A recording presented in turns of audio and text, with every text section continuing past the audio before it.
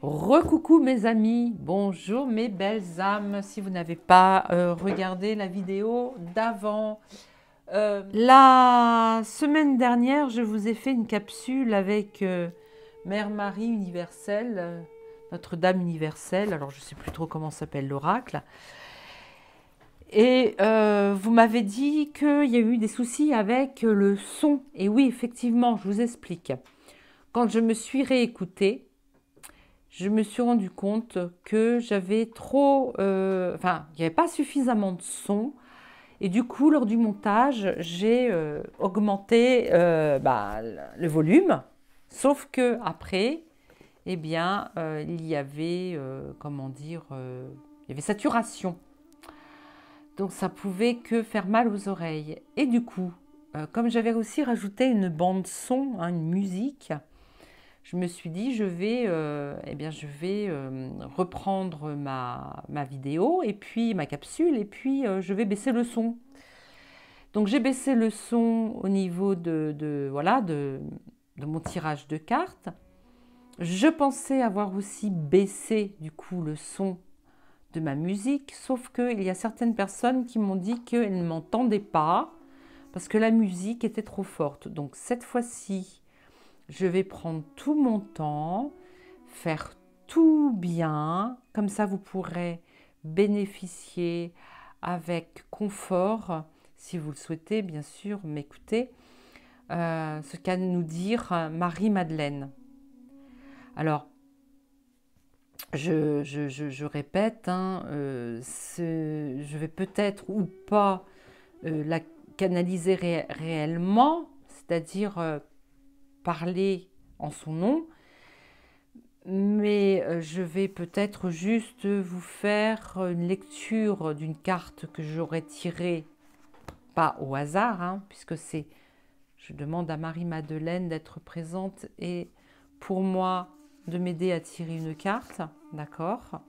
C'est elle qui va quand même nous délivrer le message et vous faire un soin, parce qu'il y a toujours à la fin du livret, il y a toujours un soin concernant chaque carte, d'accord? Je vais peut-être la canaliser. Donc, ce qu'on va faire, c'est pareil. Je vais faire comme pour la vidéo d'avant, la capsule d'avant. Je vais demander à Marie-Madeleine un conseil et un soin en vue du 8 avril 2024, jour de l'éclipse solaire. Et est-ce qu'elle a quelque chose à nous dire? Pour certains, ce sera un jour comme les autres. Pour d'autres, il y a déjà une certaine, redoute un certain phénomène style les 3 jours de l'obscurité, sous l'obscurité. D'autres vont dire que c'est des bêtises, d'autres, voilà. Et qu'est-ce qu'elle a à nous dire? Elle a déjà fait sauter une carte. Merci Marie. L'amoureuse. Je vois l'amour au-delà de l'aimer. Regardez, nous avons Yeshua et Marie-Madeleine. Yeshua, le masculin sacré, représenté par le soleil. Marie-Madeleine, le féminin sacré, qui est représenté aussi par la lune. Là, on nous parle déjà de la rencontre entre le soleil et la lune. Et je vois l'amour au-delà de l'aimer. Il ne peut y avoir que ce jour-là de l'énergie christique, parce que Yeshua et Marie-Madeleine sont le Christ, d'accord, représentent le Christ. Mais c'est aussi un jour où l'amour va régner au-delà de la peur. Il ne faut pas avoir peur. Déjà, on nous dit ça. Les évangiles évoquent souvent le disciple que Jésus aimait, que les commentateurs de la Bible ont identifié à l'apôtre Jean. Pourtant, les textes gnostiques attribuent une place privilégiée à Marie-Madeleine. Elle est celle que Yeshua embrassait souvent sur la bouche. Pierre demande d'ailleurs à son maître « Pourquoi l'aimes-tu plus que nous ?» Vous voyez, hein, déjà Pierre n'aimait pas Marie-Madeleine parce qu'il était jaloux.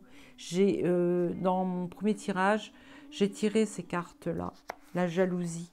D'accord? Et j'ai même tiré Marie-Madeleine. Hein. L'abondante littérature sur Marie-Madeleine la présente comme une femme éperdue d'amour et s'attarde sur la ferveur de son désir, sur ses élans de passion amoureuse pour son Rabouni, sa dévotion totale à celui à qui elle a offert son cœur, son corps et son âme, autant que sur sa détresse et son désespoir lorsqu'elle fut confrontée à sa perte. Alors, pour chaque carte, il y a différentes parties. Il y a la mémoire source, donc que je viens de vous lire. Il y a la traversée initiatique que je vais vous lire maintenant. Puis après, il y aura une troisième partie dont je vous donnerai le nom. Alors, la traversée initiatique. Chère âme, ne limite pas l'amour à un seul être, car c'est ainsi que tu te coupes de la source infinie qui coule à travers toi et qui est à l'origine de la vie. Beaucoup associent aimer et souffrir car ils sont ignorants de la loi, qui consiste à ne pas confondre l'amour avec son objet. C'est ainsi que l'on se perd dans la blessure et ses bénéfices secondaires, maigre compensation des manques que l'on projette sur l'autre. Aimer, même dans le silence et l'absence, en dehors de tout ce qui en moi voulait saisir, appartenir, posséder, voir et sentir l'amour partout et en chaque chose. Voilà la grande leçon que mon amour, alors c'est Marie-Madeleine bien sûr qui parle, voilà la grande leçon que mon amour pour Yeshua m'a apprise alors que nous avons eu si peu de temps ensemble. L'amour est parfait,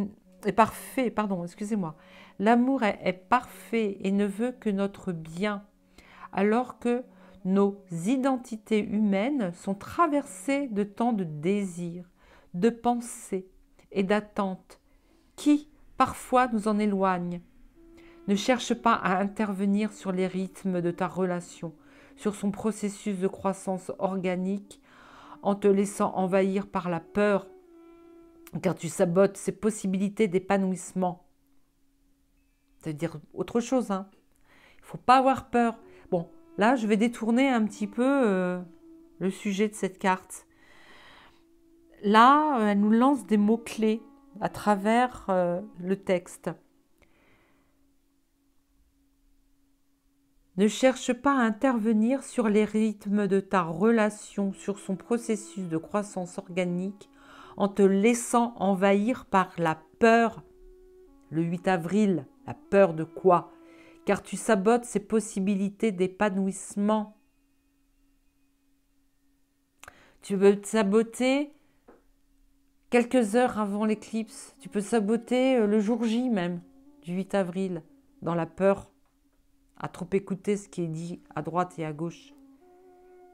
L'amour qui est l'ennemi, on va dire, de la peur. Enfin, l'ennemi, c'est un peu guerrier, mais c'est un peu, une dualité. Mais l'amour est le contraire de la peur. Donc, l'amour est ce que tu cherches, et l'amour est ce que tu cherches et ce que tu as déjà. Il est le but et le chemin, le message et le messager, le début et la fin. Il va peut-être y avoir une fin le 8 avril. Mais pour permettre un début dans l'amour, vis-le pleinement, totalement, éperdument.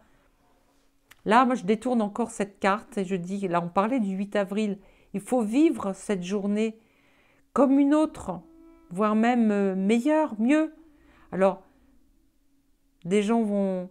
Le lundi, c'est un lundi. Beaucoup d'entre nous vont aller travailler. Moi, je ne travaille pas le lundi, quelle chance. Mais je vais me retrouver toute seule à la maison. Mais d'autres vont travailler. Ma fille va travailler. Mon conjoint va travailler. Ça va être des journées comme une autre pour eux. Vis-le pleinement ce jour, totalement. Non, vraiment, je détourne. Hein, je suis désolée, mais je parlais du 8 avril. Vis-le pleinement, totalement, éperdument, sans chercher à t'en protéger par des cuirasses ou des manœuvres illusoires, mais en créant de nouveaux chemins intérieurs propices. Sa libre circulation et son expression. Cette carte qui représente le masculin et le féminin sacré, l'astre de la lune pour le féminin, l'astre du soleil pour le masculin.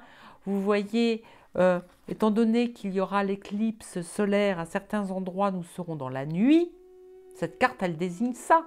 Vous voyez, là, je détourne vraiment le sujet de cette carte. Mais il y a tous les symboles du 8 avril dedans. Quelle que soit ta situation amoureuse aujourd'hui, ta situation de bien-être en fait, amoureuse. Quand on est amoureux, on est heureux, on est bien, on n'a peur de rien. Marie-Madeleine te suggère de commencer par redéfinir l'amour et ses contours. Redéfinir ton bien-être, l'amour de la vie, l'amour de tes proches, l'amour de ton conjoint, de ta conjointe, mais aussi de redéfinir qu'est-ce qui te rend heureux. Prends un moment pour t'observer et identifier les espaces relationnels où l'amour s'absente. Marie-Madeleine souhaite te rappeler que l'amour ne te demande pas de tout accepter en son nom, encore moins de te sacrifier ou de te faire passer après lui. De la même manière, regarde tes tentatives de prise de pouvoir, de contrôle ou de t'attacher à ton partenaire d'une quelconque manière. Toutes ces stratégies sont le produit du stress et de l'anxiété eux-mêmes générés par la peur de perdre l'autre. Bah oui, parce que on se dit, bah oui, mais le 8 avril, s'il se passe quelque chose, si c'est la fin du monde, si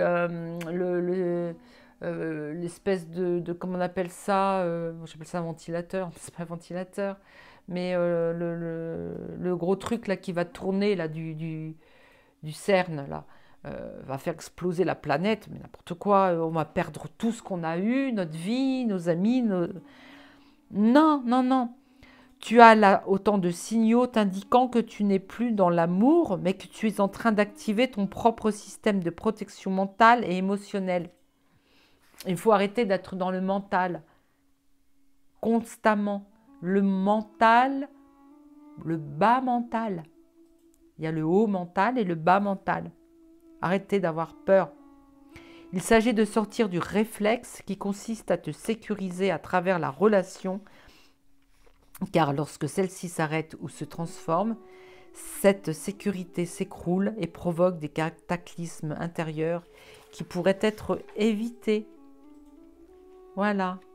Voilà, je ne vous montre pas l'image d'après parce qu'on va être censuré par YouYou.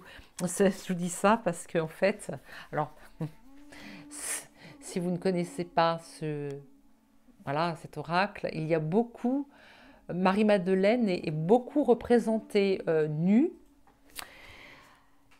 Et moi, quand je l'ai acheté, je ne savais pas. Voilà, donc c'est pour ça que quand je fais des tirages de cartes avec cet oracle-là, je suis obligée de regarder d'abord si notre Marie-Madeleine n'est pas dénudée, parce qu'on peut se faire attraper. Sinon, par YouYou. Enfin, c'est complètement bête, mais bon, c'est comme ça. Alors, qu'en pensez-vous, mes amis, de cette carte? Qu'en pensez-vous? Alors, il n'y a pas de soin, là. Il n'y a pas toujours de soin. Non. Mais voilà ce que voulait nous dire Marie-Madeleine. rester dans l'amour, ne pas trop réfléchir à ce qui pourrait se passer le 8 avril. C'est une journée qu'il faudra vivre pleinement, parce que même s'il se passe des choses, comme en ce moment il se passe des fois pas mal de choses, on n'a pas besoin d'être un jour d'éclipse. Il y a eu l'éclipse lunaire il n'y a pas longtemps, on n'en a pas parlé beaucoup. Donc on peut se dire que tous les jours il se passe des choses dans le monde entier. Tous les jours. Mais ce jour-là, on en parle beaucoup parce que c'est écrit dans... Il y a certaines choses qui sont écrites dans la Bible, ça a été canalisé, il y a eu des prophètes, il y a eu des personnes qui ont prédit des choses. Mais voilà, on vous dit d'être confiant. Je vais arrêter là ma deuxième capsule. Et puis, je vais passer à la troisième capsule. Si ça vous dit, je vais interroger nos frères et sœurs galactiques, leur demander conseil et leur demander ce qu'ils pensent de ce 8 avril. Eux, ils savent déjà beaucoup de choses. Comment nous comporter. Et puis, vont-ils, s'il y avait quoi que ce soit, eh bien, nous venir en aide, mais il n'y aura pas quoi que ce soit. Il n'y aura que des belles choses. Voili, voilou. Alors, si vous ne voulez pas regarder ma prochaine vidéo tout de suite, eh bien, je vous dis que je vous aime, je vous aime, je vous aime. Sinon, bien, si vous voulez enchaîner avec ma prochaine vidéo, je vous dis à tout de suite.